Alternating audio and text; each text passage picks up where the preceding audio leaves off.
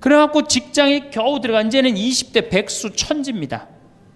아예 직장 들어가는 걸 포기해요. 길이 없으니까. 그럼 죽어라고 젊은 청춘은 청춘대로 날리고 20대는 공부해갖고 취직도 못하고. 그래갖고 결혼해갖고 55세까지 어떻게 합니까? 또 애 교육시켜야지. 또 내가 얼마 전에 그 어느 용인에 있는 유치원에 엄마들한테 이렇게 강의를 이렇게 갔는데 너무너무 그 원장 선생님한테 슬픈 얘기를 들었어요. 그 유치원 애들한테 그 유치원이 제가 보기엔 전국에서 제일 좋은 것 같아요. 마당도 넓고 시설이 너무너무 좋아. 그런데 그 유치원에서 다른 유치원으로 간대요. 영어 때문에. 그 유치원은 영어를 안 가르치니까. 그러니까 그때부터 애들을 괴롭히기 시작하고 본인도 괴로운 거예요. 여기를 보내야 되냐, 저걸 보내야 되느냐. 얼마 전에 반포 본당에서 여기 와서 피정을 했는데 아주 유명한 중국집 하는 사장님이 여기 왔어요. 신부님, 정말로 그 부모들이 와갖고 애들 스케줄 관리를 해준다는 거예요. 탕수육 하나 시켜놓고. 그러니까 자기가 없는 거야. 오로지 누구한테만 매달려 있는 거야? 자식한테만 매달려 있는 거야. 그러니까 55세까지 했는데 서울대학은커녕 무슨 제3대학에 들어왔어. 본인도 불행해. 그리고 이제 이러고 딱 죽으면 좋은데 이게 죽지도 않네. 100살이 될 때까지. 그러니까 우린 다 불행한 거예요. 그래서 우리나라가 178개 국가 중에 행복 지수가 102등이야. 거의 꼴등이에요, 꼴등. 이렇게 잘 먹고 잘 살면서도 안 행복하다고 그러는 게 슬프지 않아요?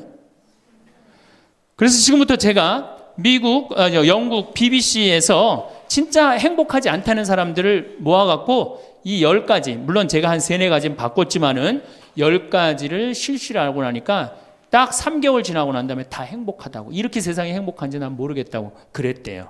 그래서 내가 지금부터 오늘 이 시간에는 10가지를 얘기를 할 테니까 여러분들 제가 하는 얘기를 잘 듣고 그대로 하면은 분명히 행복합니다. 왜냐하면 내가 행복하니까. 첫 번째, 운동해라. 행복의 첫 번째 조건은 건강입니다. 몸이 아프면요, 아무것도 할 수 없어요. 몸이 아픈 건 뭐든지 귀찮습니다. 몸이 아프면 자신감도 없습니다. 몸이 아프면은 돈도 빠져나갑니다. 그러니까 내가 행복하려고 그러면 제일 먼저 뭐 하면 돼요? 운동하면 돼요. 그래서 30분 정도, 일주일에 3번 정도 몸 안에 산소를 충분히 공급해 줘야 돼. 몸 안에 산소를. 그러면은 모든 기관이 다 좋아져요. 산소 공급해 주는 제일 좋은 방법은 뭐예요? 걷는 거, 산에 가는 거. 그리고 뭐 그것도 여의치 않으면 여러분들 스트레칭 하는 거. 그리고 내가 조금 돈이 있다, 수영장 가는 거. 수영장 가는 거 참 좋아요. 벤자민 플랭클린이라는 사람이 미국의 독립선언문을 기초한 분이에요. 이분이 뭐라고 그러냐면 여러분들 잘 아는 유명한 얘기입니다. 재산을 잃으면 조금 잃은 거고, 명예를 잃으면 반을 잃은 거고, 건강을 잃으면 다 잃었다 그랬어요. 건강을 잃으면 다 잃은 거예요. 저도 원래 관절염이 있었어요. 그래갖고 내 동창들이 나보고 40살 네가 넘어서 살면은 이별여행 가준다고 그랬어요. 세계 이별여행. 그때까지 못 살 것 같았거든. 그리고 내가 보자 신부 때도 교우들이 나한테 그랬어요. 신부님 곧 쓰러질 것 같아요. 그랬어요. 정말로 그렇게 건강이 안 좋았어요. 근데 제가 수영을 하면서부터 건강해지기 시작해서 수영하면서. 지금 수영장 25m 풀 40밖에 한 번도 안 쉬고 돕니다. 한 번도 안 쉬고. 그거 어려운 거 아니에요. 조금만 여러분들 투자하면은. 그걸 이제 그런 이 건강에 자신이 생기니까 요즘은 뭐를 해요? 스킨스쿠버 다이빙을 합니다. 이게 지구상에 여러분들이 보는 건 30%예요. 70%는 어디 가 있어요? 바다에 가 있어요. 바다 안에 들어가 보면 정말로 아름답고 신비해요. 그러니까 건강하니까 옛날엔 꿈도 못 꿨죠. 제가 바다에 들어간다는 건 꿈도 못 꿔. 나 하나 걸어 다니기도 힘들었는데. 근데 지금은 너무너무 좋고 행복해요. 건강의 행복의 첫 번째 조건은 뭐예요? 건강이에요. 여러분 오늘 당장에 집에 가갖고 신부님 지금 애 키우고 너무 돈이 좀 빠듯합니다. 쉬운 방법이 하나 있어요. 집에 가서 학원 끊어요. 애들 학원. 학원만 끊으면 여러분들 뭐가 생겨? 돈이 생겨요. 그 돈 가져와서 여러분들 건강 먼저 챙기세요. 그게 자식을 위하는 길이에요. 그래서 행복하려면 뭐 해라? 운동해라. 두 번째, 감사해라. 이거 참 우리가 못하는 것 중에 하나예요. 하루에 5가지씩 감사하라는 거예요. 하루에 5가지씩. 저는요, 이 얼굴은 제가 씹다 뱉은 수제비 같이 생겼어도 이 목소리 하나는 정말로 100만 불짜리라고 그래요. 목소리 좋죠? 제가 이렇게 강론을 잘 못해도 할머니들이 제 손을 꼭 잡고 항상 뭐라 그러냐면 신부님 너무 강론이 귀에 쏙쏙 들어온다고. 그게 강론을 잘하는 게 아니에요. 제 목소리 톤이 이렇게 대중한테 귀에 쏙쏙 들어가는 톤이에요. 얼굴은 씹다 뱉은 수제비 같이 생겼어도 목소리 좋은 건 신부한테는 최고 선물 아니에요? 아니 내가 얼굴 못생긴 거 이거 원망한들 이거 다시 바뀝니까? 안 바뀌어요. 제가 키가 1m 원래는 67이었어요. 근데 30대 후반이 되니까 66으로 줄어들더라고. 요즘 재보니까 65로 떨어지고 있어요. 자꾸 이게 쭈그러들어 키가. 그래 내가 키가 1m 70이 안 넘는다고 원망한들 다시 늘어납니까? 여러분들 중에 내가 가지지 못한 거 아무리 안타까워해도 절대 가질 수 없어요. 내가 가지고 있는 것을 감사하는 거. 이거 굉장히 중요합니다. 제가 군대 가기 전에 우리나라를 한 바퀴 여행을 해야 되겠다. 그리고 청량리에서 기차를 타고 강릉 앞바다에 딱 도착을 했는데 새벽에 태양이 뜨는데요. 구름 한 점 없는 바다에서 태양이 뜨는데요. 불덩어리가 떠오르는 거예요. 전 지금도 그걸 보여주게 하신 하느님 아버지한테 정말 감사해요. 여러분들 그런 태양 보신 적 있으세요? 3대가 공을 쌓아야지 봅니다. 바닷가에 사는 사람들도 잘 못 봐요. 왜냐하면은 뛸 때 항상 구름이 이렇게 깔려 있지 그냥 맨 바다가 있기는 그것이 절대 쉬운 게 아니에요. 근데 내 그때 막 군대 가기 바로 직전에 하느님께서 그 태양을 보여주실 때 제 마음이 어떻겠어요? 이거는 얼마나 감사해요. 그러니까 매일매일 감사해야 돼요. 저는 맨날 수원에 있는 어머니 아버지한테 감사하잖아요. 이렇게 인사. 이렇게 목소리 좋게 놔주셔서 감사하다고. 또 작년에 제가 아프리카를 갔었어요. 아프리카를 갔는데 세렝게티 초원을 갔어요. 세렝게티 초원이 얼마나 넓으냐 하면 서울서부터 대전까지 한 평야예요. 딱 한눈에 펼쳐져요. 믿어지지가 않죠? 가서 보세요. 신부님 무슨 돈으로? 학원만 안 보내면 다 생깁니다. 학원만 안 보내면 다 생겨요. 그런데 서울서부터 대전까지 딱 펼쳐졌는데 마침 누때 이동 시기에 우리가 같이 이렇게 다니는 거하고 맞물렸어요. 200만 마리가 이동을 하는데 여러분들 200만 마리 상상이 가요? 그 푸른 초원에 누때 200만 마리가 이동을 하는데 내가 이 하느님이 창조의 세상에 내가 들어와 있구나. 그걸 느끼는 거예요. 감사하는 거예요. 그리고 우리 인생 돌아보면요. 억울한 거 분한 것만 생각하면 여러분들 도움 돼요? 우리가 습관을 잘못 길렀어요. 우리 할머니들 나하고 대화 꼭 해보면은 내가 지난번 강의 때도 말씀드렸지만 신부님 내 말 좀 들어보세요. 그러면 꼭 대동아 전쟁부터 참 억울하고 분한 것만 다 나열한단 말이야. 그럼 그 인생 행복하겠어요? 인생 돌아봐서 즐거웠던 거, 행복했던 거. 여러분들 아이가 첫 걸음 뛰었을 때 행복했어요? 안 행복했어요? 그때 막 흥분됐죠? 그렇게 행복했던 순간은 다 까먹고 억울하고 분한 것만 그대로 차곡차곡 쌓아놓으면 그 사람이 행복할 것 같아요? 내 아이가 처음으로 엄마라고 그랬을 때 행복했어요? 안 행복했어요? 그럼 그것만 생각하라는 거예요. 지난 과거를 돌아볼 때 즐거웠던 거, 행복했던 추억만 마음에 자꾸 쌓일 때 내 마음이 이뻐지는 거. 우리 성가에도 내 마음은 주님께서 가꾸시는 작은 정원이라는 노래도 있잖아요. 근데 그놈의 정원이 그냥 가시반 그냥 미움, 분노, 증오만 꽉 차 있다면 그 밭이 행복한 정원이 되겠어요? 정원이 안 됩니다. 여러분들 아파트 입주했을 때 동백지구에 행복했어요? 안 행복했어요? 행복했죠. 그 앞뒤로 산이 다 있고 얼마나 좋아요. 그렇죠? 그런 것만 하란 말이에요. 그래서 5가지 감사를 드리라는 거예요. 우리는 감사드릴 이유가 얼마나 많아요. 여러분들 나무는 한번 저 자리에 딱 심어지면은 100년이고 1000년이고 움직일 수 있어요, 없어요? 근데 우리는 움직여갖고 지금 경기도 이 강원도까지 와갖고 여러분들 맑은 공기, 이 꽃 가득한데 여러분들 산책하는 거 보니까 꽃 속에서 꽃이 산책하는 것 같아요. 너무 보기 좋더라고. 얼마나 좋아요. 물고기는 물 속에서만 살 수 있어요. 그렇죠? 근데 우리는 하늘도 날고 땅도 걷고 바다도 들어가고 인간으로 태어난 게 얼마나 풍요로워요. 인간은 굉장히 풍요로운 존재예요. 생명력에 있어서. 그 풍요로움을 내가 마음껏 누리고 느끼고 살아가는 사람이 있는가 하면은 뒷방에 처박혀갖고 원망하고 분노하고 저주하는 사람, 그리고 살아가는 사람이 있어요. 여러분 어느 걸 선택하시겠어요? 먼저 거를 선택하시는 게 굉장히 중요해요. 그래서 항상 감사해라. 세 번째, 대화해라. 이게 100년 살 사람들의 숙제 중에 숙제입니다. 대화가. 왜냐하면 이게 30년 공자님 시대엔 평균 연령이 38세였어요. 대화할 시간이 어디 있어요. 애 놓고 애 키우고 그러다 죽기 바쁜데. 근데 지금 애가 다 직장에 다니고 애 손자 손녀까지 낳는데도 내가 죽어야 안 죽어요? 그러면 그 많은 시간 뭐 하고 살 거예요? 그 많은 시간 대화하고 살아야 돼. 나하고 영적으로 맞는 사람하고 이야기하는 거 굉장히 중요합니다. 영적으로 맞는 사람이랑 대화하는 거. 나는 우리 신부들하고 대화하는 거 참 좋아하는데, 나는 우리 그 동기 신부들도 뭐 친한 편이지만은 우리 선배들하고도 많이 친해요.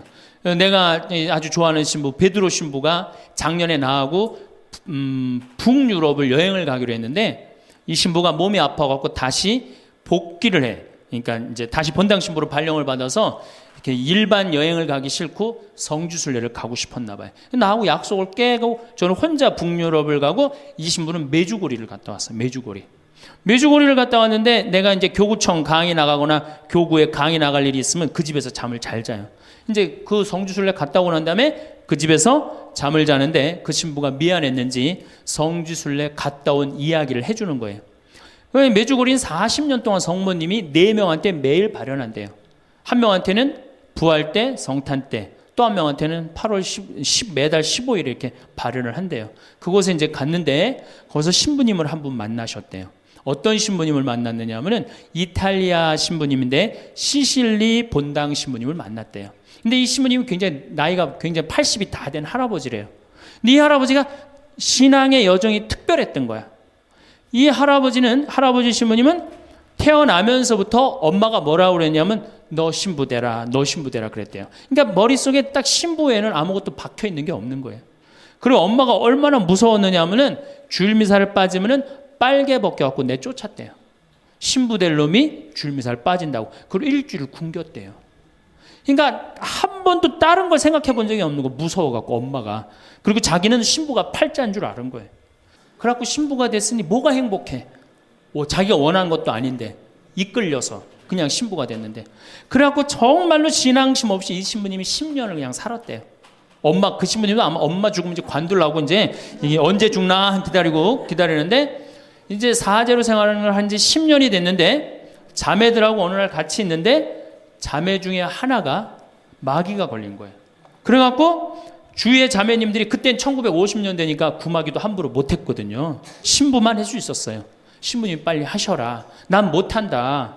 왜 못하시냐? 사실은 내가 신앙심이 없어갖고 이렇게 안수기도를 하면은 금방 내가 신앙이 없는지 알아볼 거다. 그래서 나한테 들어올까봐 나 무서워서 난 못한다. 그래도 신부님밖에 없는데 어떻게 하시냐? 신부님이 하셔라. 그래갖고 어쩔 수 없이 구마기도를 했대요. 머리에 손을 얹고 뭐라고 이 신부님이 기도했느냐면, 마귀야 부탁이니 제발 나한테만 들어오지 말아다오, 이렇게 기도를 했대요. 그런데 나간 거예요. 그래갖고 자매가 깨어나고 신부님 너무 감사하다고 쫓아내줘서, 그런 소리 하지 마라. 난 쫓아낸 적 없다. 그저 나한테만 들어오지 말라고 그랬다. 아니라고. 신부님이 머리에 손을 얹었을 때 성령의 힘이 얼마나 셌는지 마귀가 자기를 끌고 나가려고 그랬는데 못 끌고 나갔다는 거예요. 그때 신부님 마음이 조금 뜨거워진 거예요. 나같이 신앙심 없고 나같이 이게 수동적인 인간도 주님께서 도구로 쓰시는구나. 그래서 조금 마음이 열렸어요. 마음이 열려도 이 신부님은 너희는 모두 이것을 받아 먹어라. 이는 너희를 위하여 내어줄 내 몸이다. 이렇게 하면서도 20년 동안 미사를 하면서도 정말 거룩한 변화가 일어날까 의심을 했었대요. 아직도 내 신앙이 약하니까 안 일어나겠지. 근데 20년째 너희는 모두 이것을 받아 먹어라. 이는 너희를 위하여 내어줄 내 몸이다. 그러는데 예수님의 목소리가 딱 나와서 예수님이 하는 걸 느끼겠더래. 그러니까 미사도 누가 지내는 게 아니다? 내가 지내는 게 아니라 내 몸을 빌어서 예수님이 지내는구나. 이탈리아 시실리섬 본당 신부인데 이게 마음이 너무 뜨거워진 거예요. 뜨거워져갖고 어떻게 했느냐? 길거리에 뛰쳐나와갖고 선교를 하기 시작한 거예요. 그래서 7,000명을 선교를 했대요. 그냥 대단한 거죠. 그거 대단한 거예요. 근데 이 신부님이 이제 예수님도 사랑하고 신앙심도 굳고 사제로서 이제 너무 행복해. 그런데 문제가 하나 있어요. 어떤 문제가 있냐면 자기 엄마가 너무너무 무서웠기 때문에 예수님 엄마도 무섭다고 생각을 한 거예요. 그래서 평생 성모님한테 한 번도 의지를 한 적이 없는 거예요. 간구를 해본 적도 없고. 내가 이렇게 사제로서 이제 모든 게 다 됐는데 우리 성모님한테 우리 예수님, 이 좋은 예수님 낳아주신 성모님을 사랑해야 되지 않겠느냐. 그래서 보스니아 크로아티아에 있는 메주고리에 이제 운전을 하고 갔대요. 갔는데 성모 발현동산에 딱 도착을 했는데 성모님이 그 발현동산에 느껴지는 품이 성모님이 나를 평생 이 품에서 내가 성모님 품에서 이제까지 보호받아 왔구나를 그냥 느끼겠더래요. 그러니까 이 신부님이 너무너무 행복한 거지. 그래서 매년 그 메주고리에 와갖고 세계에서 오는 신부들한테 자기 신앙을 고백을 하는 거예요. 나는 이렇게 사제로 평생 살면서 이런 은총을 받았다. 그걸 이제 우리 베드로 신부가 듣고 와서 나한테 얘기를 해주는데 한 새벽 한 3시간을 얘기를 해주는데 그 시간이 너무너무 은혜로운 거예요. 얼마나 그런 영적으로 통하는 사람이 있으면은 행복해요. 그렇죠? 여러분들, 그래서 여러분들 이제 대화가 뭐 요새 무슨 프로에 대화가 필요해 그런 것도 있다며요. 대화가 꼭 필요해요. 여러분들이 여러분을 영적으로 이끌어줄 스승이 필요해요. 신부님, 나는 사실은 저 사람이 굉장히 마음에 드는데 저 사람이 나한테 관심이 없어요. 저 사람이 영적으로 깊은데. 그러면은요, 내 돈 들여서 먹을 거 사주면서 얘기하시면 돼요. 여러분들, 내가 뭘 얻으려면 반드시 어떻게 해야 돼요? 투자해야 됩니다. 그러니까 영적으로 깊은 사람 선물도 사주고, 예? 밥도 사줘가면서 내가 접근해야지. 가만히 있는데 누가 나를 봐줘요. 적극적이어야 돼. 적극적이어야 돼. 그래서 대화 꼭 여러분들 필요하다는 거. 제일 좋은 건 남편이죠. 근데 남편이 안 되면은 주위에 다른 사람들, 주위에 영적으로 깊은 사람들 많아요. 또 뭐 판교가 뭐 땅값이 좋대더라, 뭐 동탄에 그 아파트 거기 상가가 좋대더라, 이런 사람 말고 정말로 삶의 질이 높은 사람, 영적으로 하느님 나라를 정말 갈구하는 사람, 이런 사람하고 가까이 지내고, 그런 사람한테 가까이 지내려면 어떻게 해야 돼? 내가 먼저 다가서야 돼요. 그래서 대화가 꼭 필요하다. 네 번째, 공부해라. 이거 정말로 중요한 것 중에 하나예요. 우리가 초등학교 6년, 중고등학교 6년, 대학교 4년 배워서 몇 살까지 울고 먹어요? 50까지. 실질적으로는 대학교 졸업하고 2년만 지나면 자기가 배운 게 다 끝난대요. 그런데도 우리는 공부 안 하고 어떻게 해? 그냥 사는 거예요. 50부터 100살까지 남은 인생 또 50년 남았는데 어떻게 해요? 그냥 사는 거예요. 아니, 용감해도 그렇게 용감할 수가 있어요? 공부를 안 하고? 저는 제가 신부가 돼서 환경에 너무너무 관심이 많았어요. 그런데 저는 인문학을 공부했잖아요. 종교 철학, 뭐 신학 이런 걸 배웠는데 환경을 딱 접근하니까 너무 어려워. 무슨 BOD가 어떻고, 뭐 COD가 어떻고, PPM이 어떻고, PPT가 어떻고, PPB가 너무너무 어렵더라고요. 그래서 내가 공부를 해야 되겠다. 그래서 아주대학교 산업공학과 환경공학과에 공부를 했어요. 대학원을. 2년을 공부하고 나니까 석사 학위가 나오더라고요. 석사 학위가 나오니까 환경부에서 연락이 왔어요. 신부님, 지금 전국적으로 60명 환경 강사를 모집하는데 천주교에 보니까 공학 석사 하겠다 하신 분이 계시니까 좀 나와주라고. 그럼 해라고. 그래갖고 이제 한강 관리청인가 하여튼 어디에 제가 이름이 등록이 됐어요. 전국으로 다 뿌려졌어요. 그런데 천주교 교우들이 교육을 담당하면 다 날 부르는 거. 환경 교육을 담당하면. 전라도 고구미라면서 저를 불러요. 일반 주부대학에서. 고구미 어디냐 그랬더니 일단 비행기를 타라고 그러더라고. 광주행 비행기를. 광주행 비행기를 탔어요. 여러분 고구미 어딘지 아세요? 여러분들도 모르죠? 광주행 비행기를 탔어요. 비행기를 탔더니 이제 자가용이 날 데리러 나왔어요. 자가용을 타고 나주를 지나고 영암을 지나고 무슨 완도 있는 데까지 갔어요. 이제 다 왔나 보랬더니 전화를 끌더니 배 띄우라고 막 전화를 하더라고요. 배를 띄워갖고 배를 타고 섬으로 건너갖고 거기서 또 차를 타고 30분 정도 들어가니까 전라도 고금도라는 데예요. 우리나라 맨 끄트머리. 얼마나 좋아. 전국에 다니면서 강의해서 좋아. 그분들 천주교 신부 한 번도 본 적이 없잖아요. 신부가 와서 환경 강의하니까 선교해서 좋아. 강서료 받아서 좋아. 또 거기 멸치가 주산지라고 멸치 선물 받아서 좋아. 공부하면요, 여러분들 할 일이 너무너무 많고 인생이 너무너무 다이나믹한 인생이 기다려져요.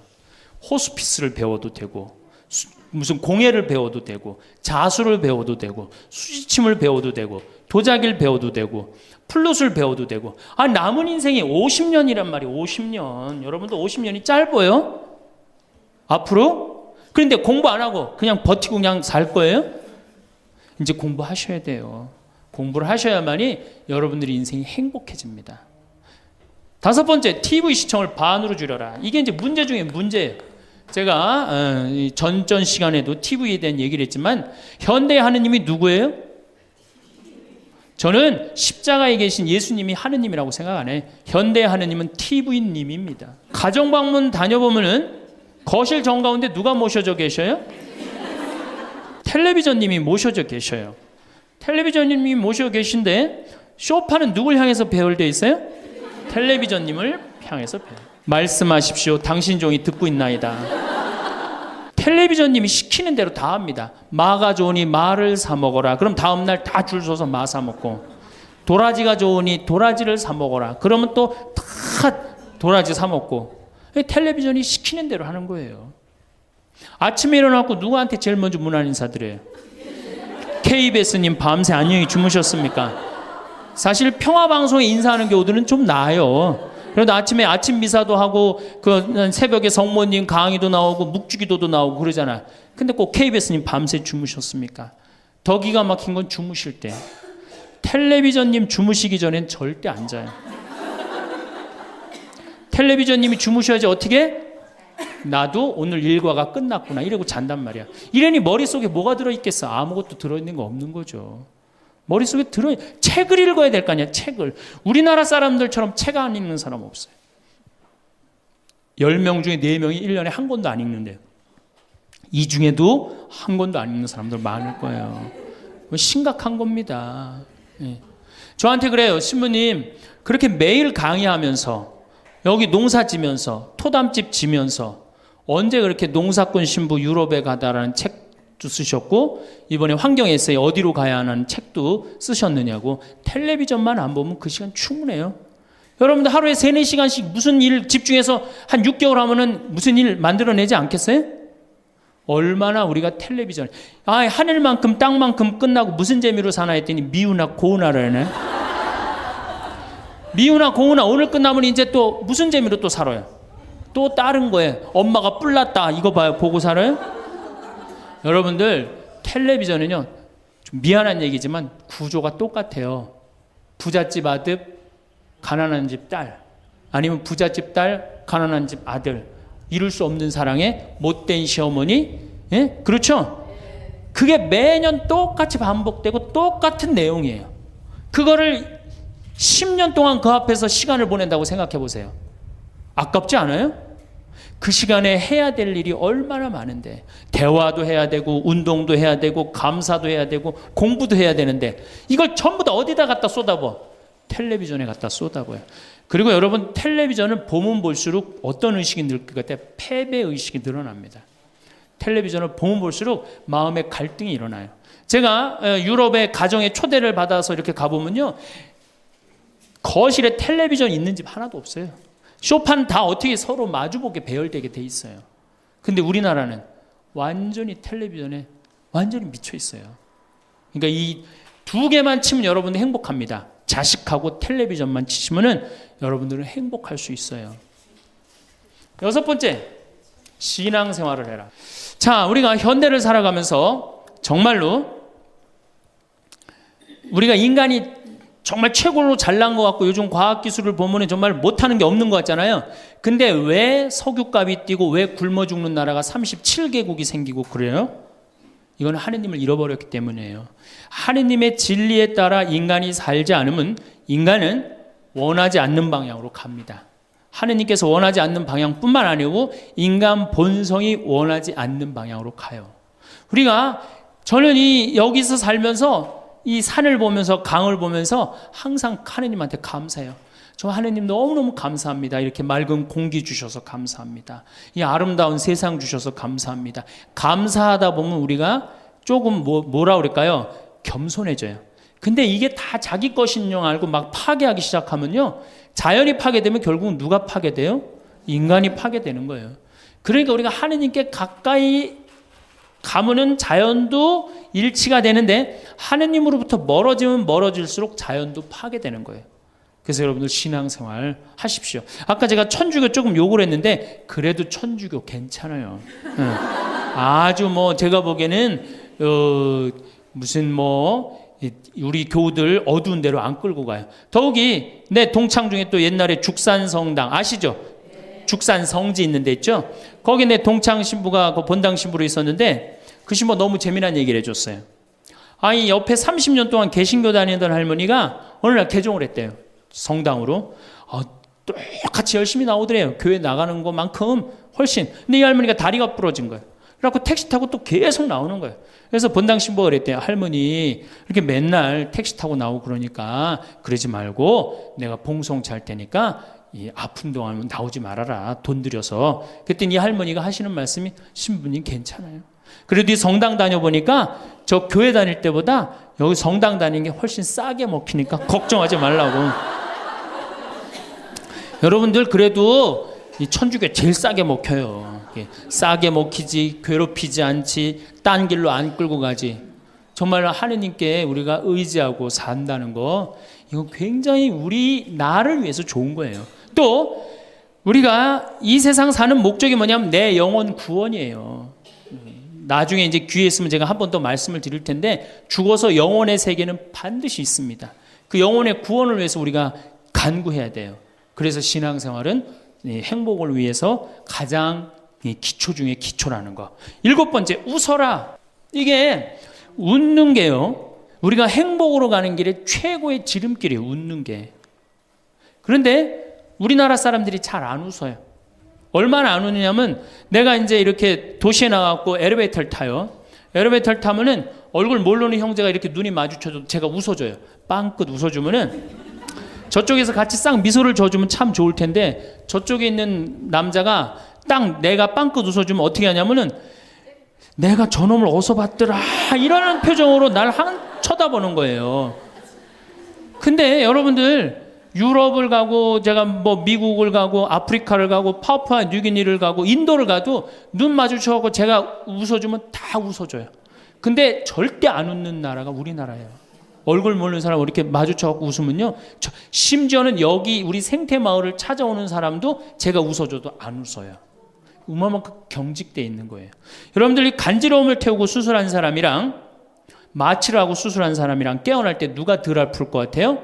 놀랍게도 간지러움을 태우고 수술한 사람이 덜 아프다는 거예요. 웃는 게 우리한테 그만큼 좋은 거예요. 근데 이게 이제 50대 된 여인한테 이제 저 여인이 인생을 어떻게 살았느냐 안 살았냐가 딱 보여요. 50대 된 여인이 막 항상 웃고 그런 얼굴은요, 50대 되면 얼굴 뭐 오똑하고 눈 이거 다 똑같아. 얼굴이 그 얼굴을 다. 그런데 늘 웃고 살아온 자매는요 참 예뻐요. 편안해 보이고, 주름이 한 560개 정도 이렇게 탁 하면서 얼굴이 굉장히 편안해져요. 근데 이게 안 웃은 여자는 주름이 17개밖에 안 생긴대요. 그러니까 560개면 자갈자갈자갈하니 이쁜데 부담스럽지 않은데 17개면 얼마나 부담스러워요. 이마에 칼자국 나인 것이 쫙 굵은 주름 여기 쫙. 이 사람은요 웃어도 무서워요. 예, 웃어도 무서워요. 그러니까 여러분도 웃으면서 사세요. 제가 보통 강의를 이렇게 다니면 일반 주부대학 이렇게 강의를 달 때는 아해모 어해줘요. 얼마나 잘 웃는지 몰라요. 근데 내가 일반 공무원들 이렇게 강의를 갈 때가 있어요. 특히 무슨 뭐 이렇게 과장들 뭐 이런 그런 분들 한 번은 한 200명을 강의를 했는데 죽는 줄 알았어. 내가 2시간 내내 한 번도 안 웃는 거예요. 내 강의를 듣고. 그런데 여러분들 남녀 수명의 차이가요 6년이 납니다. 6년이. 여성이 83세, 남성이 76세. 이제 뭐 6년, 7년이 나요.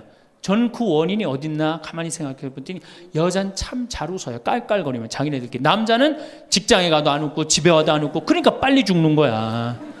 여러분들 오늘 여기서 많이 웃었으니까 내가 보기에는 120살이 아니라 123살까지 살 것 같아요. 네. 오래 살으면 안 되긴 안 되는데 안 죽는 걸 어떻게 해요? 이제 안 죽는 걸 어떻게 해? 나도 그거 잘 아는데 여러분들 민주주의하고 공산주의가 결정적으로 갈린 이유가 뭐라고 생각하세요? 승패가 어디에 있다고 생각하세요? 저는요 공산주의를 이렇게 보면요 웃음이 없어요. 그렇죠? 가만히 생각하면 공산주의 생각하면 소련, 동독 뭐 이런 거 생각하면 웃음이 있어요 없어요? 없죠? 그런데 민주주의 생각하면 유머가 있고 웃음이 있고 영화를 봐도 즐거운 영화만 있잖아요. 공산주의는 막 딱딱하고 결국은 그래서 망한 거예요. 인간은요 웃느냐 웃지 않느냐에 따라서 행복이 결정됩니다. 여러분들이 늘 웃고 산다 그럼 여러분들은 행복의 길로 가는 거예요. 여러분들도 인상 쓰고 산다 그럼 여러분 불행의 길로 가는 거예요.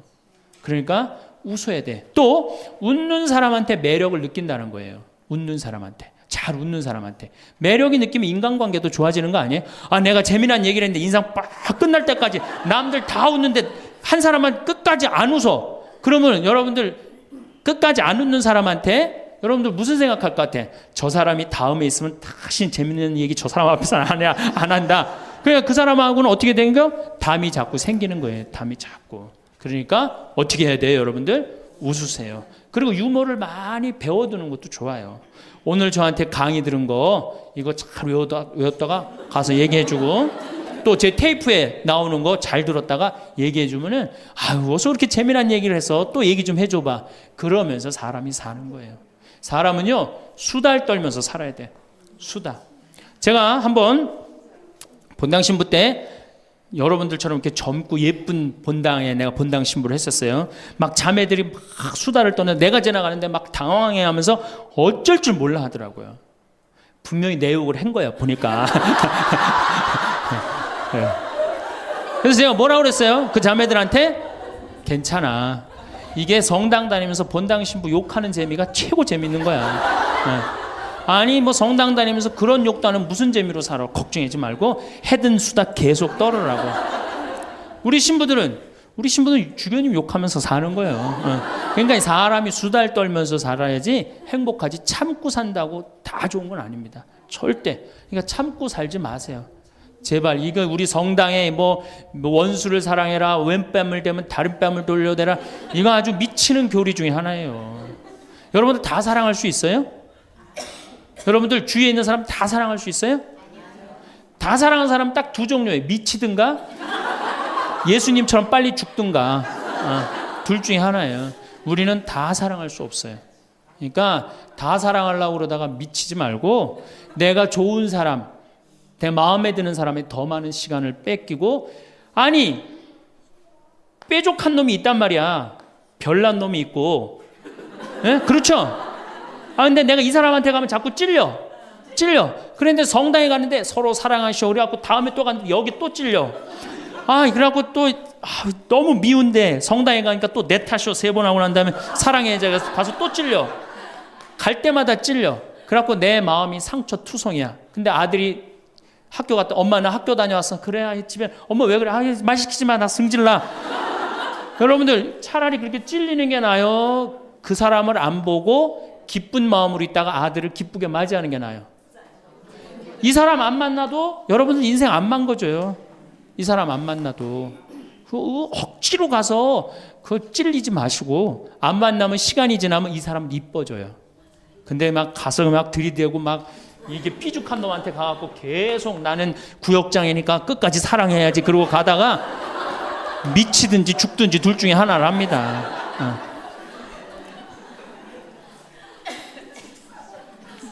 8번째, 전화해라. 자, 여러분들, 제가, 저는 수원교구 신부예요. 수원교구 신부인데, 저는 뭐 다행히 우리 원주교구 주교님이 허락을 하셔서 여기 평창에 들어와서 살고 있습니다. 근데 사실은 신부는 본당 신부가 최고예요. 뭐라고 그래도 교우들하고 함께, 아이들하고 함께, 할머니, 할아버지들하고 함께 살 때 신부는 행복한 거예요. 저는 여러분들 이제 오늘 가시면은 여기 정막 강산이에요. 여기 해 떨어지면요. 내 다리도 안 보여. 내 다리도 해 떨어지면 내 다리도 안 보여. 여기 아까 잠깐 앉아서 신부님 너무 경치가 좋다고 그러는데 딱 하루 좋은 거예요. 하루 좋은 거지. 이걸 일주일, 2주일 여기 해 떨어져 갖고 뭐 산책 나가면 내 다리도 안 보이는데 어딜 산책을 나가요. 굉장히 외롭습니다. 여기 앞에도 전원 5세대가 돌았는데 3세대가 나갔어요. 그럼 나도 여기서 교우들 뭐 몇천 명 속에서 살다가 평창에 들어와서 살면은 우울증 걸릴 수 있잖아요. 내 동창이 20명이거든요. 동창이 20명이나 되는데 왜 나한테 전화하는 놈 한 놈도 없지? 걔네들이 날 잊은 건 아닐까? 나는 왜 교구 밖으로 와서 이 고생을 하고 살까? 난 우울하다. 그럼 알아주는 놈 누가 있어요? 아무도 없어요. 어떻게 하면 돼? 내가 먼저 전화하면 되잖아. 아주 너무 쉬운 거 아니에요. 내가 전화해갖고 너 성당은 잘 짓고 있느냐?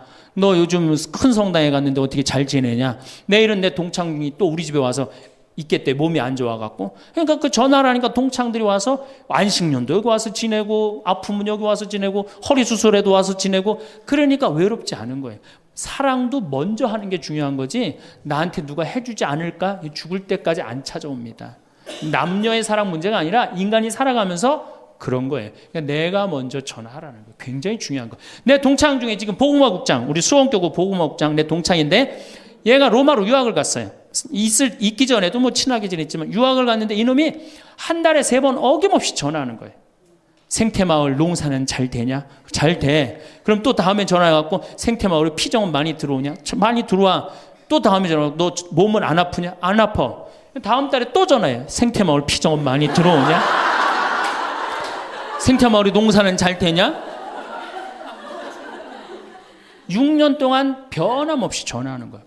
내가 전화 한 번 우리 성당 여기 사무실로 전화해갖고 우리 사무장한테 우리 저기 황 신부님 뭐하고 지내느냐고 그 정도로. 그러니 싫어할래야 싫어할 수가 있어요? 얼마나 나를 그렇게 전화해주는 고마워. 그 흠이 있다면 꼭 수신자 부담으로 하는 것 빼고는 너무너무 좋아요. 여러분들도 전화번호를 적어놓고 그렇게 하십시오. 9번째 시간이 없으니까 자, 자기 자신을 사랑해라. 자기 자신을 사랑하지 않는 사람은 어느 누구도 사랑할 수 없어요. 자기 자신을 사랑하지 않는 사람은. 근데 이게 50대 된 아줌마들을 보면 다 쌈순이야. 쌈순이. 자식 보면 자식 보고 싸워요. 내가 너한테 해준 게 얼만데 서울대학도 못 가고 저 지방대학 가고 자취비 무슨 뭐 등록비 이런 거 내 속을 새기냐 그러고 아들 보면 싸워요. 누워갖고 그냥 빈둥빈둥 거리면 이 왼수 같은 놈이라고 그러고 남편 보면은 남편 보고 싸워요. 당신 나한테 시집 와갖고 나한테 해준 게 뭐 있냐고 그러고 내가 눈이 뼈지. 시집 오기 전에 내가 그때 눈이 뼈지. 저 인간을 믿고 내가 시집 올 왔다고 그러고 남편 보고 싸워요. 시어머니 보면 시어머니 보고도 싸워. 왜 날 이렇게 괴롭히냐고. 왜 쌈순이가 될까요? 우리나라 40, 50대 주부들이 자기가 행복하지 않기 때문이에요. 다 해주면은 이게 자기 도리라고 큰 착각을 합니다. 그런데 시간이 가면 갈수록 상실감을 느껴요.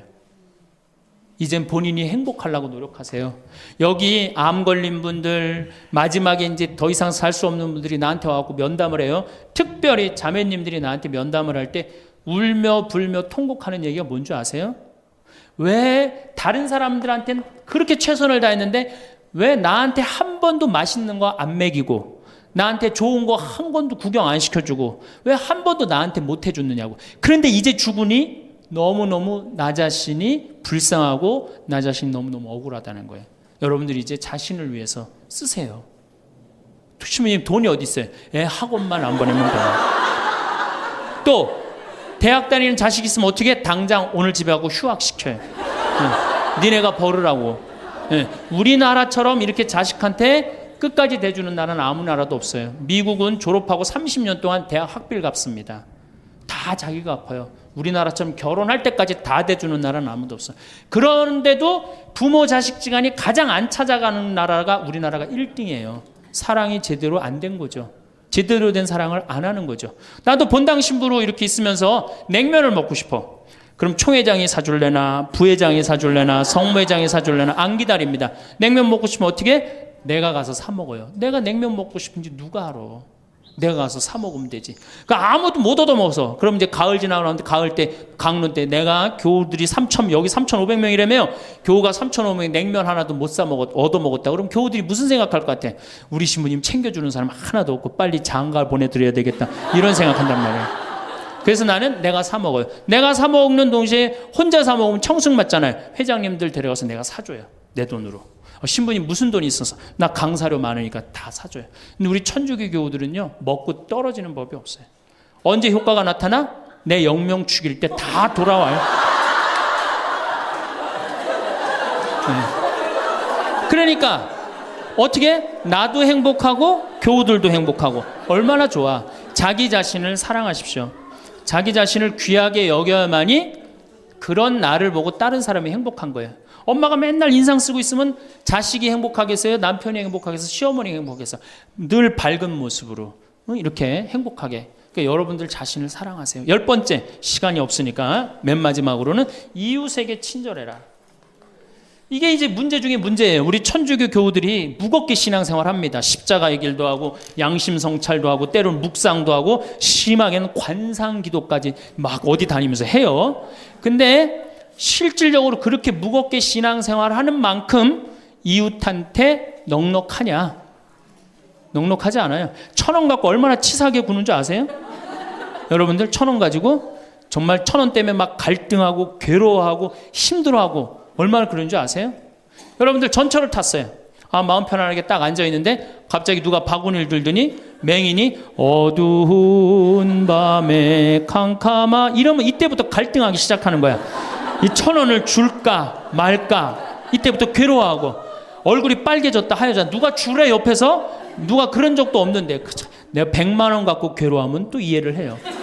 이건 1,000원 가지고 딸랑 1,000원 가지고 줄까 말까. 그리고 뒷꼭지를 보고 뭐라 그래? 그래도 1,000원을 줄걸. 하느님이 이런 나를 보고 하늘에서 무슨 생각할 것 같아요? 저걸 천당에 데리고 올까 말까. 뭐하러 십자가의 길을 하고 뭐하러 이렇게 심각하게 참회절을 해요? 이런 거 하나도 제대로 못할 거라면은. 재작년에 여기 물폭탄이 터졌어요. 그래갖고 다 잠겼어요, 평창에. 근데 안성에 있는 요셉 양로원, 농아 양로원 할머니들이 전화가 왔어요. 수녀님을 통해서. 신부님 우리가 돕고 싶다는 거예요. 아니 무슨 무료 양로원에 있는 할머니들이 돕느냐. 자기네들이 정부에서 나오는 돈이 있대요. 그래서 1,000원씩 고수톱 칠 때 고리도 뜯고 음식물 남기면 1,000원씩 모은 돈이 50만 원을 모아뒀대요. 그래서 여기 우리 형제 중에 조립식에 사는 형제가 집이 다 떠내려갔어요. 그래서 와라. 그랬더니 80만 원을 갖고 왔어. 할머니들이. 한 4-5분이 말 못하는 할머니들이. 그리고 이불 12채, 전기밥솥 하나. 아니 무료 양로원에 사는 할머니도 1년에 한 번씩 돕는다는데 그 살기 좋다는 동백에서 살면서 한 번도 안 도우면은 여러분들 천당 갈 것 같아요? 못 가. 아니 우리가 너무 이웃한테 인색하게 살아요. 내가 시장에 나갔어. 시장에 나갔는데 다리 잘린 분이 이 고무 타이어를 하고 막 음악을 틀고 껌을 이렇게 리어카에 밀고 와. 그러면은 야 천당 갈 공로살 기회가 오는구나. 이런 생각을 해야 되는데 무슨 생각을 해? 제발 내 쪽으로만 오지 마라. 여러분들 교황님이요 뭐라고 그러셨느냐 하면은 나는 행복했습니다. 여러분들도 행복하십시오. 그리고 가셨죠? 요한 바오로 2세 교황님이. 저는 그 말이 이 세상 어떤 명언보다도 명언이라고 생각해. 인간으로 와서 행복하게 살아야 돼요. 갈 때 행복하게 가야 돼요. 여러분들 신앙생활하는데 우울하게 하면 안 됩니다. 정말 내가 하느님 믿는 거 아니야. 온 우주의 아버지가 내 아버지 아니에요. 주인이 얼마나 행복해. 뭐 때문에 여러분 고통스러운지 아세요? 욕심 때문에 고통스러운 거예요. 그 욕심만 조금만 내다버리면 마음이 얼마나 자유로워요. 다닐 때도 얼마나 많고 구경할 때도 많고 얼마나 아름다워요. 우리 그냥 대한민국처럼 아름다운 나라가 어디 있어요. 세계에서 제일 아름다운 나라가 대한민국이에요. 다녀볼 때 너무 많아. 결론으로 자 여러분들 지금 오늘 이제 집에 가면은 당장에 경복궁 먼저 가세요. 경복궁의 비원을 한번 가보세요. 그 조경이 얼마나 멋있어. 뭐 남편 손을 잡든 자식 손을 잡든 친구 손을 잡든 가갖고 도시락 해갖고 거기서 딱 까먹으면 바로 왕비만 바로 되는 거 아니에요? 옛날엔 거기 누가 들어갔어요? 지금은 들어갈 수 있어요 없어요? 있잖아요. 5,000원 10,000원만 내면 5,000원만 되면 왕비가 될 수 있는데 그 행복한 길을 우리가 땅바닥 우울하게 쳐다보느냐고 못 찾아가고 있는 거예요. 그래서 전 여러분들이 행복했으면 좋겠어요. 여러분들이 행복해야지 대한민국이 행복합니다. 예, 감사합니다. 아침에 눈을 뜨는 순간 우리는 이미 하루를 어떤 방향으로 살아갈 것인지를 무의식 중에 선택하고 있습니다. 그 선택이 거창할 필요는 없습니다.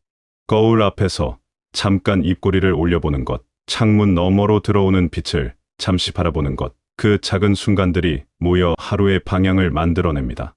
사람들은 흔히 삶을 바꾸려면 무언가 크고 특별한 일이 있어야 한다고 생각합니다. 새로운 환경이 필요하다고, 더 좋은 조건이 갖춰져야 한다고 생각합니다. 그러나 삶은 그런 방식으로 바뀌지 않는 경우가 더 많습니다. 오히려 아주 작은 태도 하나가 하루를 바꾸고 그 하루가 쌓여 삶 전체의 방향을 조용히 바꾸어 놓습니다. 웃음은 감정의 결과라고 생각하기 쉽습니다. 기분이 좋아야 웃을 수 있다고 생각하지만 사실은 그 반대가 되기도 합니다. 웃기 때문에 기분이 밝아지는 일이 생깁니다. 표정 하나가 마음의 공기를 바꾸고 굳어있던 생각을 부드럽게 풀어냅니다.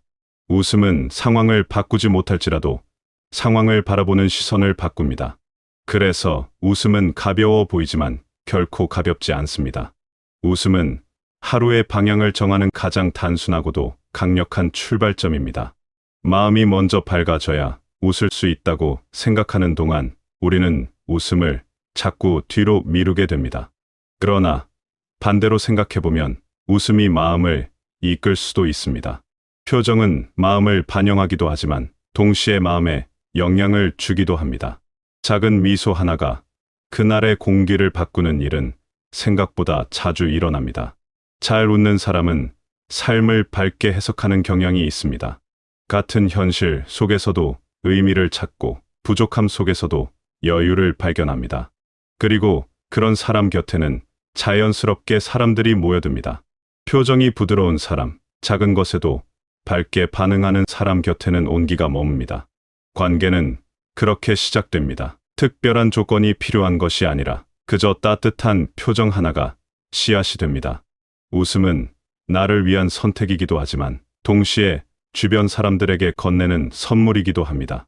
말 한마디 없이도 따뜻함을 전할 수 있는 방법이 바로 웃음입니다. 그러나 웃음을 유지하는 것이 언제나 쉬운 일은 아닙니다. 마음이 무거운 날이 있고 기력이 없는 날이 있으며 이유 없이 허전한 날도 있습니다. 그럴 때일수록 더 작은 것에 눈을 돌릴 필요가 있습니다. 억지로 크게 웃으려 할 필요는 없습니다. 그냥 조금 더 부드러운 표정으로 하루를 맞이하는 것만으로도 충분합니다. 작은 움직임이 마음을 이끄는 경우가 생각보다 많습니다. 아무것도 하기 싫은 날, 그냥 창밖을 바라보며 짧은 한숨을 내쉬는 것도 괜찮습니다. 그 자체가 이미 하루를 살아가는 하나의 방식이니까요. 웃음이 하루를 여는 문이라면 감사는 그 하루를 채우는 힘입니다. 사람은 본능적으로 없는 것, 부족한 것, 이루지 못한 것에 마음을 빼앗기도록 되어 있습니다. 현실에서 느끼는 결핍감은 자연스러운 감정입니다. 그러나 그 마음이 지배적이 되면 이미 곁에 있는 것들이 보이지 않게 됩니다. 이미 가진 것들이 있음에도 불구하고 늘 무언가가 부족한 것처럼 느껴지는 상태가 됩니다.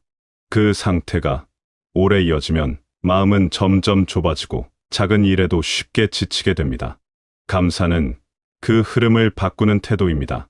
당연하다고 여겼던 것들을 새로운 눈으로 바라보는 순간 삶의 질감이 달라집니다. 오늘도 말할 수 있는 목소리가 있고 걸을 수 있는 다리가 있고 마음을 나눌 수 있는 사람이 곁에 있다는 사실. 이런 것들을 의식적으로 떠올리는 습관은 마음을 맑게 합니다. 감사는 현실을 아름답게 꾸며내는 것이 아닙니다. 삶에는 부족함과 풍요로움이 동시에 존재한다는 사실을 있는 그대로 받아들이는 태도입니다.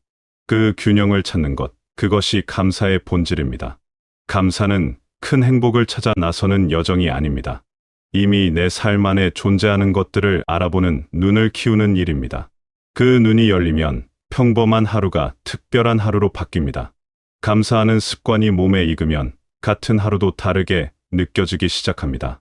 찬바람이 부는 날 따뜻한 온기가 더 선명하게 느껴지듯 힘든 시간을 지나온 만큼 평범한 하루가 더 소중하게 다가옵니다.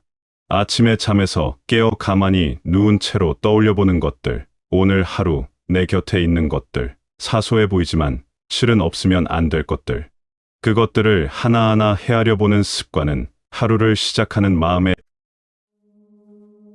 We were in love that never meant to stay. Some things are real, even when they fade.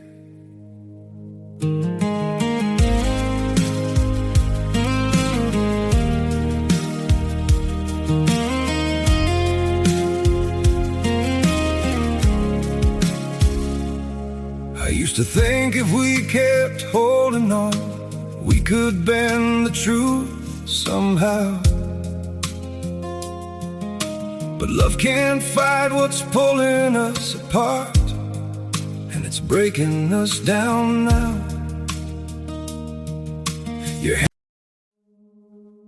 we were in love that never meant to stay. Some things are real, even when they fade.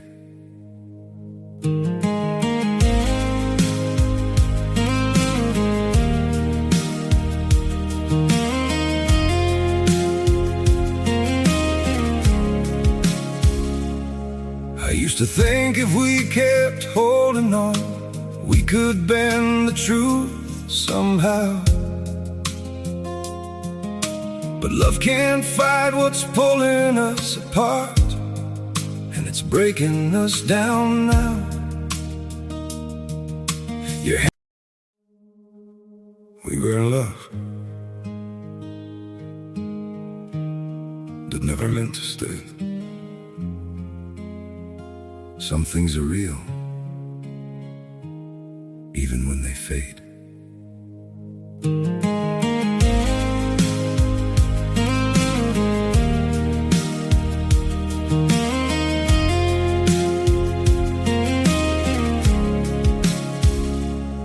I used to think if we kept holding on, we could. Yeah. You hit my phone, I light up. Cold screen, glow on my thumb. 2 blue ticks, then nothing. Now I'm pacing like a drum. Your last name in my lips, like a coin in my mouth. I act cool with my friends, then I fold when you're around. Say you want it, say it straight. Don't keep me at the gate. One more word, I might break. One more look, I might stay. Don't leave me on red, don't leave me on red. Come back, say it with your chest. Don't leave me on red, don't leave me on red, don't leave me on red. If you want me now, then say it with your chest. Seen you outside that corner store with your hair up, hoodie on. You laughed once, I caught it. Now that little spark is gone. I got pride in my pocket, but it feels way too light. When you type, then you vanish. I can feel it in the night. Say you want it, say it straight. Don't keep me at the gate. One more word, I might break. One more look, I might stay. Don't leave me on red, don't leave me on red. Come back, say it with your chest. Don't leave me on red, don't leave me on red, don't leave me on red. If you want me now, then say it with your chest. I don't need a perfect line, just a sign, just a sign. One small yes can change my mind. One more time, one more time.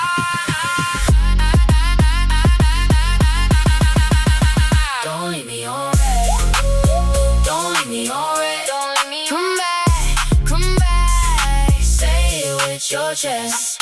Don't leave me on red, don't leave me on red, don't leave me on red. If you want me now, then say it with your chest.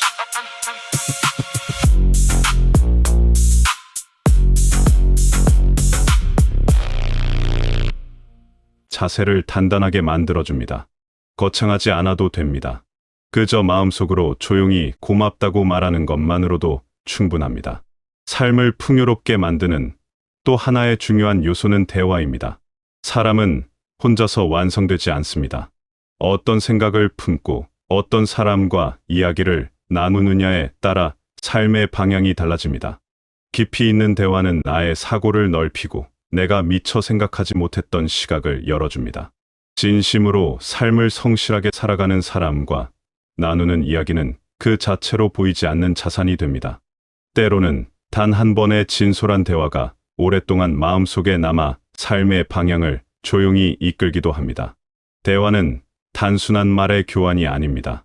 가치의 교류이고 마음의 나눔입니다. 좋은 대화를 나눌수록 나의 기준도 자연스럽게 높아지고 삶을 대하는 태도도 조금씩 달라집니다.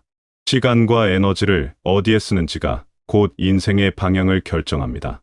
좋은 사람과의 진심, 어린 대화의 시간을 투자하는 일은 결국 나 자신을 성장시키는 일이기도 합니다. 겉도는 이야기가 아니라 진짜 마음이 담긴 이야기를 나눌 수 있는 사람이 곁에 있다는 것. 그것은 삶에서 가장 귀한 것 중 하나입니다. 그런데 좋은 대화가 저절로 찾아오지는 않습니다. 누군가 먼저 말을 걸어주기를 기다리는 동안 시간은 조용히 흘러갑니다. 외로움은 관계가 없어서 생기기도 하지만 먼저 다가가지 않는 태도에서 비롯되기도 합니다. 연락을 기다리는 동안 마음은 점점 움츠러들고 그 사이 관계는 서서히 멀어집니다. 그러다 보면 어느 순간 관계가 끊어졌다는 것을 느끼게 됩니다. 그 공백은 생각보다 오래 그리고 깊게 마음에 남습니다. 먼저 전화를 걸고 먼저 안부를 묻는 행동은 자존심을 낮추는 일이 아닙니다. 마음을 여는 일입니다. 작은 용기 하나가 관계의 흐름을 바꿉니다. 반가운 목소리를 먼저 건네는 것, 오랫동안 연락하지 못했던 사람에게 짧은 안부를 전하는 것, 그런 작은 행동들이 쌓이면 관계는 단단해지고 외로움은 설 자리를 잃습니다. 삶은 기다리는 사람보다 움직이는 사람에게 조금 더 따뜻합니다. 먼저 내민 손 하나가 오랜 시간 관계를 이어주는 다리가 되기도 합니다. 그 다리가 있는 한 혼자가 아닙니다. 이 모든 태도의 중심에는 결국 자기 자신이 있습니다. 나를 소홀히 하면서 웃음을 유지하기 어렵고 나를 돌보지 않으면서 감사하기도 어렵습니다. 나를 귀하게 여기는 일이 모든 것의 바탕이 됩니다. 자신을 사랑한다는 것은 이기적이 되는 것이 아닙니다. 나를 존중하는 선택을 하는 것입니다. 내가 나를 어떻게 대하느냐가 다른 사람들이 나를 대하는 방식에도 영향을 줍니다. 스스로를 함부로 대하면 타인도 그렇게 대하는 것을 허용하게 됩니다. 반대로 스스로를 소중히 여기면 그에 걸맞은 관계와 환경이 자연스럽게 갖춰집니다. 나를 위해 시간을 쓰고 나를 위해 좋은 것을 선택하고 나를 위해 쉼을 허락하는 일, 이것은 사치가 아니라 책임입니다. 몸이 피곤할 때 쉬는 것, 마음이 무거울 때 가만히 앉아 그 감정을 인정하는 것, 스스로에게 따뜻한 말을 건네는 것, 이런 행동들이 나를 지탱하는 힘이 됩니다. 스스로를 귀하게 여길 때 타인도 나를 귀하게 대합니다. 자기 존중은 관계의 기준을 세우고 삶의 품격을 지탱합니다. 자신을 돌본다는 것은 단순히 몸을 편하게 하는 것만을 의미하지 않습니다. 마음이 원하는 것에 귀를 기울이는 일이기도 합니다. 오래전부터 하고 싶었던 것, 해보고 싶었지만 미뤄뒀던 것, 소소하게 기분이 좋아지는 것들을 찾아보는 일. 그것이 나를 위한 진정한 선택입니다. 삶은 해야 하는 일들만으로 채워지기에는 너무 소중합니다. 하고 싶은 일, 좋아하는 것, 마음이 설레는 것들을 위한 자리도 필요합니다. 그 자리를 만드는 것, 그것이 나를 사랑하는 구체적인 방법입니다. 마음을 돌보는 방법 가운데 하나는 자연과 함께하는 시간입니다. 계절이 바뀌는 소리를 듣고 바람의 온도를 느끼고 하늘의 색이 달라지는 것을 바라보는 일, 이런 것들은 언제나 무료이고 언제나 곁에 있습니다. 자연은 말 없이도 많은 것을 이야기합니다. 봄이 오면 반드시 꽃이 피고 겨울이 지나면 어김없이 따뜻함이 찾아옵니다. 그 순환 속에서 우리는 삶이 계속된다는 사실을 몸으로 느낍니다. 어떤 계절도 영원히 머물지 않는다는 것, 그것은 힘든 시간도 반드시 지나간다는 말이기도 합니다. 삶이 뜻대로 되지 않는 날, 마음이 무너질 것 같은 날도 있습니다. 그런 날에는 억지로 웃으려 하거나 감사한 것을 찾으려 하지 않아도 됩니다. 그냥 그 마음을 있는 그대로 받아들이는 것도 하나의 태도입니다. 어두운 감정을 억압하는 것이 강함이 아닙니다. 그 감정을 부드럽게 안아주는 것이 진짜 강함입니다. 아프면 아프다고, 힘들면 힘들다고 스스로에게 솔직한 것. 그것도 나를 귀하게 여기는 방식 중 하나입니다. 괜찮지 않은 나를 있는 그대로 인정하는 것. 그것이 오히려 더 빠르게 다시 일어서는 힘이 되기도 합니다. 우리가 살아가면서 쌓아온 것들은 눈에 보이는 것만이 아닙니다. 숱한 날들을 버텨온 힘, 수많은 관계를 통해 배운 지혜, 기쁨과 슬픔을 함께 겪으며 단단해진 마음. 이런 것들은 어디에도 기록되지 않지만 삶을 살아가는 내내 우리 안에서 빛을 발합니다. 그 빛이 바로 지금의 나를 만든 것들입니다. 그 빛은 아무도 빼앗아 갈 수 없습니다. 어떤 상황에서도 여러분 안에 있는 그 빛은 사라지지 않습니다. 어떤 태도로 하루를 살아가느냐가 삶의 방향을 결정합니다. 웃음, 감사, 진심 어린 대화, 먼저 손을 내미는 용기, 그리고 자신을 사랑하는 마음. 이 5가지는 거창한 성공 전략이 아닙니다. 3일 만에 부활했을 때 예수님이 제자들 처음 만나요. 3일 만에. 제자들은 어떤 상태? 스승 배신하고 다 도망간 상태 아니야. 다 도망가고 배신하고 스승은 죽었다고 생각했을 때 마음이 지극히 불안했어. 배신, 그 3년을 따라다니는 스승을 배신했단 말이야. 예수님이 3일 만에 부활하셔서 첫 인사가 니네들 왜 나 배신했어? 내가 죽었다 살아난다는 건 니네들 안 믿었어? 이렇게 얘기하지 않아요. 평화를 비노라. 평화를 주노라. 평화는요, 여러분들 언제 찾아오는 거냐면 그 모든 폭풍이 다 지나가고 누릴 수 있는 게 평화예요. 평화. 그래서 나는 여기 여러분들 지금 우리 평창 생태마을에 오셨지만은 제가 요즘 참 많은 평화를 많이 누려요. 저도 인생을 살면서 질곡, 막 폭풍, 뭐 별걸 다 겪었죠. 근데 요즘은요, 그 모든 걸 떠나서 이게 마음이 정말 평화로운 거예요. 여러분 여기 마당에 아침에 탁 이렇게 강 내려가는 걸 보고 앉았으면요, 그렇게 행복해요. 아, 예수님이 이 평화를 얘기하는구나. 그냥 마음 안에, 저는 지금 마음 안에 미워하는 사람이 정말로 없어요. 예전에는 많았어요. 참. 예전에는 많았어요. 근데 그런 단계들이 다 어느 정도 지나고 난 다음에 내가 이제 평창에 들어와서 산 지 10년이 됐어, 10년. 그러니까 10년 동안 뭐 2년이 있었던 많은 사람들이 이제 떨어져 나가고 뭐 사연이 있었던 많은 사람들이 떨어져 산속에서 여기 한번 마음 먹고 올라오면 그러면 하루가 걸리잖아요. 그러니까 웬만한 사람들은 거의 못 와요. 그러니까 사람을 덜 만나고 또 좋은 사람들만 만나니까 평화로운 거예요. 아, 예수님이 부활하고 난 다음에 내가 너희에게 평화를 비노라. 그게 바로 이거구나. 미움, 분노, 증오, 죽어라, 죽여라, 다 떠나고 난 다음에 예수님이 마지막에 십자가에서 부활하고 성취한 게 뭐다? 평화다, 평화. 그러니까 여러분들 마음 안에 미움이 있으면요, 평화를 누릴 수가 없어요. 마음 안에 분노가 있으면 평화를 누릴 수가 없어요. 그래서 용서해야 되는 거예요. 그래서 여러분들 우리 마음 안에 남을 찔러 죽이려는 마음의 창을 두들겨서 곡식을 만들어내는 낫으로 만들어야 돼. 마음의 미움을 두들겨서 평화를 만들어내는 사랑으로 만들어야 돼. 그래서 사람을 보면서 막 사랑할 수 있는 그런 마음 여러분들 청하셔야 돼. 제가 신부가 막 된 조원동 주교자 성당에서 휠체어를 찬 요한나 자매가 있었어요. 몸이 퉁퉁했는데 오늘도 휠체어 타고 오신 우리 형제님도 계시지만 휠체어를 탔어요. 근데 내가 그 자매 집에 가보니까 허름한 집에서 사는 거야. 휠체어를 타고 있는데, 그런데 더 기가 막힌 거는 그 휠체어를 탄 요한나 자매가 뇌성마비로 움직이지도 못하는 병자 셋을 모시고 사는 거야. 자기도 휠체어를 타고 다니는데 뇌성마비 환자 3명을 모시고 사는 거예요. 화장실도 겨우 다니는 그들에게 내가 왜 이렇게 힘든 일을 하냐고 물었더니 자기는 무슨 일이라도 할 수 있고 움직일 수도 있지만 누워있는 뇌성마비 환자들은 움직이지도 못하니까 움직이지 못하는 우리가 당연히 돌봐야 된다면서 그 아름다운 생활을 하더라고요. 우리들은 말로만 회개한다고 용서해달라고 하는 건 의미가 없어요.